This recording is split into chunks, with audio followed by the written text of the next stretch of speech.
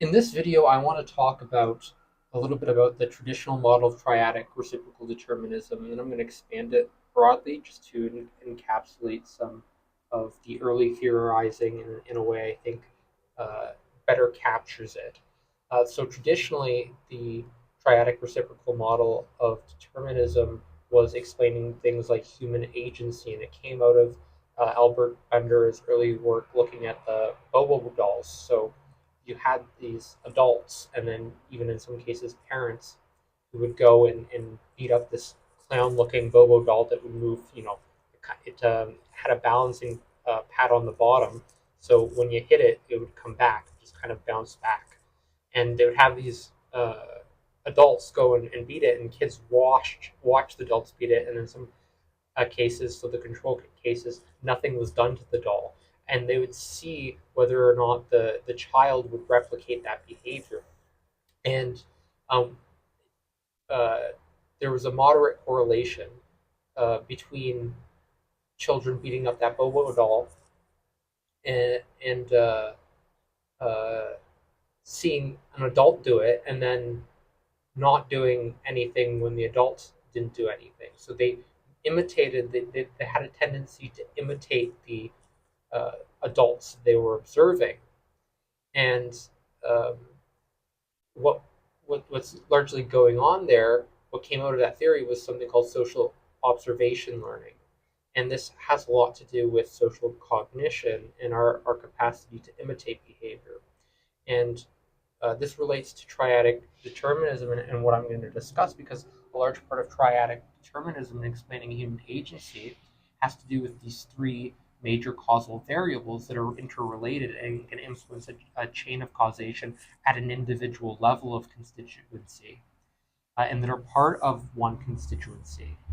So you have cognitions, behavior, and the environment that all have these causal influences within when we're looking at psychology and we're looking at human behavior, and which can influence various situations as well as impact the self and impact others around us, and which ultimately help to explain various perceptions, emotions, feelings, actions, behaviors, as well as various processes, expressions, self expressions, and embodiments.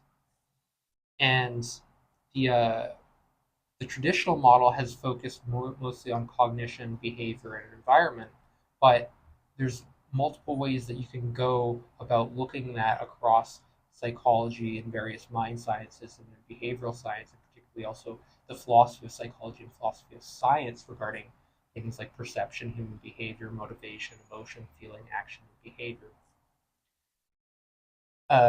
Because right now there's merging across a large span of literature within the mind and behavioral sciences is embodied cognition, which has a lot to do with uh, the mind, body, and environment connections. And what you'll notice in the triadic model is that the body isn't really talked about, but the body relates directly to behavior, the mind, as well as the environment, predominantly like the body and the environment. They're somewhat hard to parse out, but it's also deeply part of the mind too.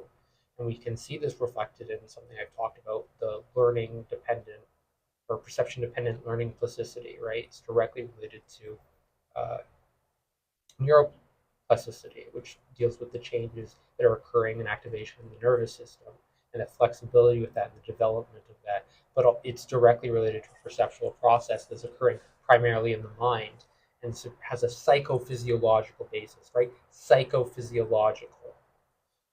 So the mind is also bound up to the environment in the body. Um, so when we're talking about this model of triadic reciprocal determinism, I like to view it more as perception, right? Action behavior and environment, or the surrounding environment in particular. And the reason why I say perception is because perception encapsulates this dimension of conscious awareness as well as cognitions and our own perceptions, what the particular component processing, what we're perceiving in the environment, various aspects of it, and it includes awareness as well as these cognitive processes which have to do with information. So it includes a meaning process. And going back to what I was talking earlier about social observation, That's involving perception. It's not just cognition. It's not just this information process.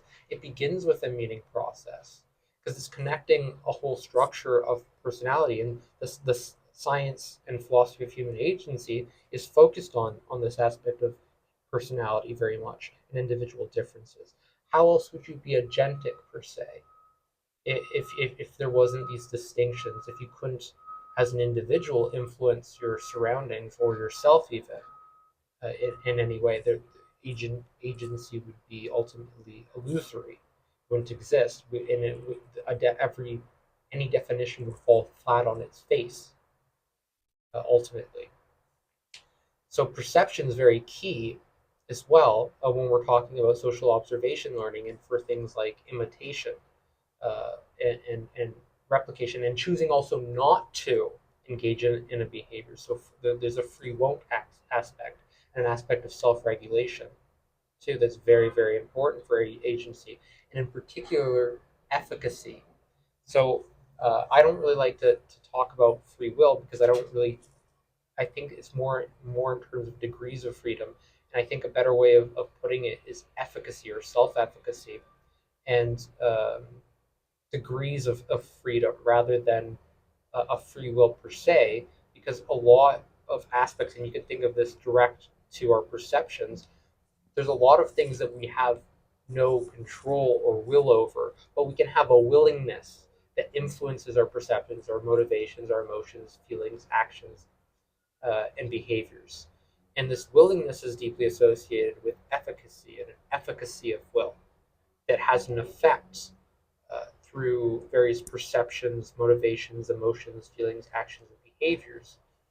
And how we act or respond to the environment, our behaviors, behavioral responses also have an influence on our perceptions and our cognitions that can occur through a subconscious or an unconscious level, or that we might engage in through a conscious perception, but have these effects on us that are that we aren't aware of at the time that we're performing a particular activity, or we come to realize only after subsequently. So that's more through occurring through this action behavior route.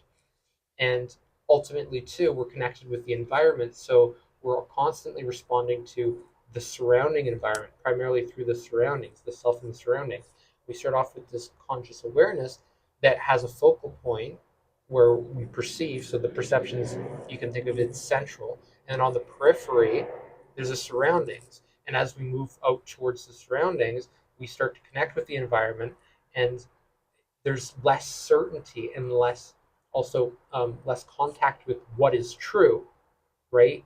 And we have to go explore what is true to get to truth, ultimate truth.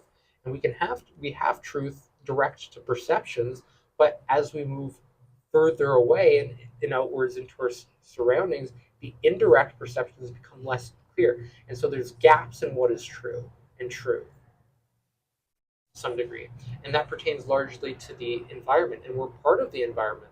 Our minds and bodies are features of the environment. If you think right now, I'm breathing in air. Where's that coming from? It's coming from the environment. And then what's happening? Well, that's being processed in my body, and it's influencing a whole bunch of aspects of myself, such as my wakefulness, right?